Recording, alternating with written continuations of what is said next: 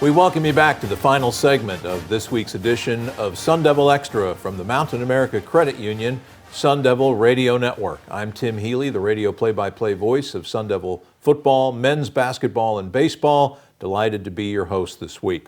As we continue our discussion of Sun Devil women's basketball on this week's show, we are joined by the young lady who is emerging right before our eyes as one of the Pac-12's and the nation's top scorers in women's basketball. She's currently the 5th leading scorer in the Pac-12 with a 17 points per game average. She is coming off a 34-point performance in ASU's win at Washington this past Sunday in Seattle. It was her second 30-point game of the season and her 8th game scoring 20 or more points in one contest. She's a native from my neck of the woods, Baltimore, Maryland, a transfer from the University of Louisville. We are delighted to welcome Jaylen Brown to the show. How are you, Jaylen? It's great to see you.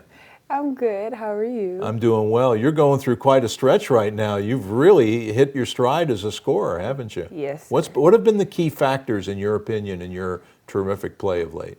Just to stay composed and to understand what my team needs me to do at that moment. I feel like a lot of different teams, they're going to scout you differently, so just making sure you understand, what type of scoring day it is. Mm-hmm. So for me, my coach does have me as a scorer, but I just honestly want to contribute in any way that I can. Scoring just happens to be a way that I'm pretty good at. So. Yeah, I'd say so.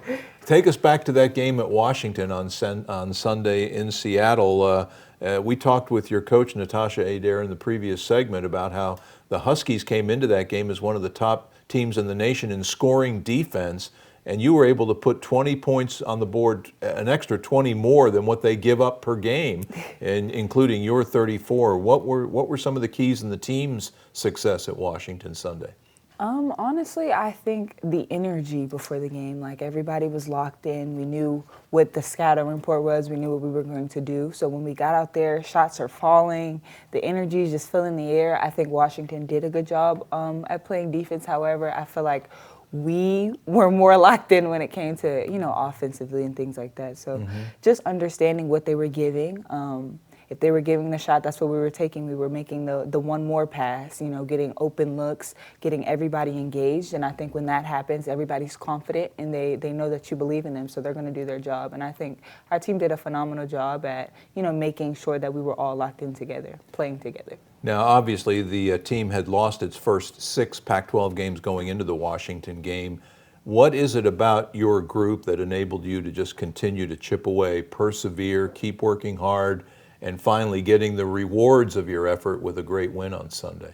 Well, for me personally, I think that this team is very young and we persevere through a lot of things. I feel like we're all still learning each other. We're all still figuring it out. But I also feel like we see the potential that we have in our team. So there's never going to be a moment where we're going to quit. There's never going to be a moment where we're going to be, we're going to lose. Never that with this group. I feel like we always look at the game as a new game. It's a new team, and that's how we carry it. So just being prepared to play whoever else we have to play and making sure we're back at the drawing board, figuring what we need to figure out and just moving forward. So. How important was it, though, for the group to get that reward, to get the victory? I mean, it's great to keep working hard, but at some point you want to see the so-called fruits of your labor, and you and your teammates were able to get that with a big win on Sunday. I think it was just exciting. You work so hard every day, every week, and you just, like you said, you want to see those outcomes. So I feel like when, we're figuring it out, we're in the game, we realize, the time's running out, we're getting the win. It was just really exciting, and I felt like for our young ones, I'm technically a young one. I say that all the time. Coach A always says, you're not that old. But for our younger teammates, I think it was just amazing to see, we can do this. It's not difficult. Washington's a great team with a great coach. So for us to beat a team like that, it was just honestly, it was rewarding. That's the only word, and it was just really fun. Oh, absolutely. And it had to be even more fun with all the adversity your team has gone through. Like Natasha pointed out, you've had so many different starting lineups this year because of injury. From a player standpoint, what's that been like to deal with? It's crazy, honestly, but I would say we prepare for everything, every situation, every possible lineup. We've already been through it. So I feel like for that game, when we understand, okay, this is going to be the starting lineup for this game, you just have to adjust, understand what player you're playing with for this game in the lineup, and just making those adjustments. You know, we have Maggie, who plays really, really hard, and then we have Izzy. She's like the Magic Johnson of our team. That's what we call her. So it's like every other game, you're just getting a new plus. It's just like, what's the plus going to be this game? So honestly, I don't mind it. I think it's pretty cool. But Yeah. I wish that I did have my teammates playing with me for sure. And I know one teammate you wish you had playing with you is Ty Skinner, the Sun Devils' leading scorer a year ago, who is out for the season because of a knee injury. Did you feel pressure or a sense that I've got to step up and become a scorer with Ty being out this year? Well, I knew for a fact that with Ty being out, we were going to have to pick it up somewhere. Now, Ty's a very big gap to fill, I will say that, but just understanding, okay, what does Coach A need me to do? Coach A needs me to score, so that's what I'm going to do. I'm going to do my best to do whatever she needs me to do and do whatever the team needs me to do. So with Ty being out, yeah, it is a little difficult, I would say, but I feel like it's preparing us because next year it's going to be very scary. That's how I feel. I was going to say, can you imagine a Sun Devil lineup with Ty and Ice in the same lineup? Yes, Have you that's scary. let yourself look ahead to next year that way? Yes. Also, I haven't played with Ty. This would have been my first time playing with Ty, but I've known Ty for a couple of years now. So just seeing how it all planned out, you know, the DMV with the DMV coach coming together, it's crazy. And Now you got a really DMV show host Yeah, too. see, there we go, there I'm we from go. that area for sure. So that's awesome. My highly placed sources tell me that there is a story behind your nickname of Ice. Can you care to share? Yes, of course. So I started playing basketball around 4th, 5th grade, and I had this coach. His name was Michael Bozeman. He coached me throughout high school, you know, for about 2 years. But in the process of me being young, I was learning how to do layups, you know, the regular package deal, and I was like finger rolling the ball off of my finger. Now, I was not doing this intentionally. It just happened to be a thing that I started to do. I guess that's just how I learned to shoot my layups. And I was linky and I was long. So he started calling me Ice after the Iceman, George Gerving. So at first he was like, Great you know, comp, by the George Gerving. And I'm like, who is that? I'm in the 5th grade. I have no idea. So I had to go back and do my research.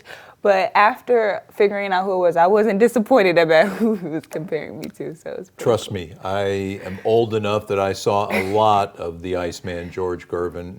Yes, Great sir. player, longest arms, I think, in the NBA. Longest arms. The finger roll was a key component of his game, and he was a great player for the San Antonio Spurs. Yes, he So was. trust me, you need to be flattered with that nickname because course. that is a great comp. And speaking of great names, your team on Friday night is going to play against one of the best teams in the country. You're going to play them at home, 6th-ranked Stanford, but you're going up against a legendary coach in Tara Vanderveer, the game after she made college basketball history with her record-setting 1,203rd career victory, eclipsing Mike Krzyzewski as the winningest college basketball coach of all time, men or women. What will be that like for you? What will it be like to compete in a game against a literally legendary head coach? I think honestly, for me, it's a blessing just to be surrounded by such great people. You know, in the basketball world, you meet so many new people. So just to be able to play against her, I think, is a beautiful opportunity. Me personally, we're going to handle it like another game, you know, another component. The coach heard multiple amazing things about her, and what she's accomplished is actually tremendous, and I've never seen or heard of anything like it. So I'm just excited, honestly. We're going to go at it like a regular game. Love you, coach, but we got to play it. So it's just going to be really, really fun and a new opportunity for us as a team to prove ourselves to the rest of the Pac-12. Well put. Now, you began your career at Louisville, entered the transfer portal, and came to Arizona State. Take us through your decision-making process. What led you to decide to enter the portal, and what drew you out here to Tempe? Me personally, I feel like every coach, they have a way that they coach, you know, they have a system that they play. I just felt like Louisville wasn't the best fit for me. I did have a broken nose, so I ended up getting medically redshirted for the rest of the year, so I may have a chance to get that year back. But for me, I just wanted to go to a family atmosphere where I knew the coach was going to push me to be the best that I can be. And Coach A, I call her Mama A. That's my mama. So I call her Mama A. But they've been recruiting me since I was knee-high to a grasshopper. They've been recruiting me since I was probably in about 8th grade when they were at Delaware, things like that. So I knew going into the portal, like I was going to be looking for a coach who I knew would take me under their wing and treat me like their child. You know, Yeah. Essentially, as a parent, you want your child to go away knowing that they're safe, knowing that they're happy. And I knew that Coach A would bring that for me. Also, I knew that there was an opportunity here for me to just do what I do best. And yeah, so when it came to entering the portal, I seen Coach A. Of course, there were other schools as well, but what stuck out to me here was just the way that she cares for her team and the way that she works. Like, you don't see a lot of coaches who put the same heart into it like Coach A does. Yeah. And just for me as a player, like, it was just exciting, and I knew I wanted to play for her. Well, as Ice comes from Baltimore, or to make her feel at home, Balmer, Maryland.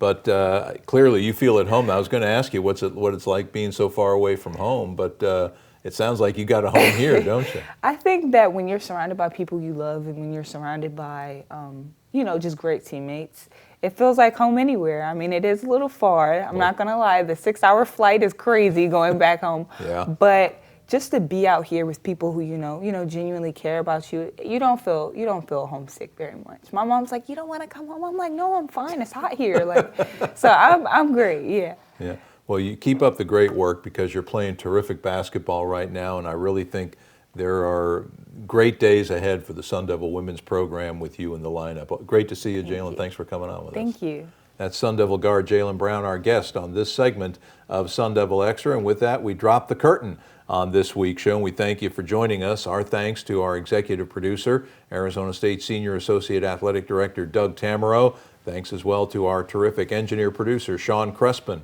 of the Mountain America Credit Union Sun Devil Radio Network for his help on the broadcast. We will be back next week with another edition of Sun Devil Extra, and we hope you'll make plans to join us sometime during the week. Till then, I'm Tim Healey. Thanks for joining us. So long, everybody.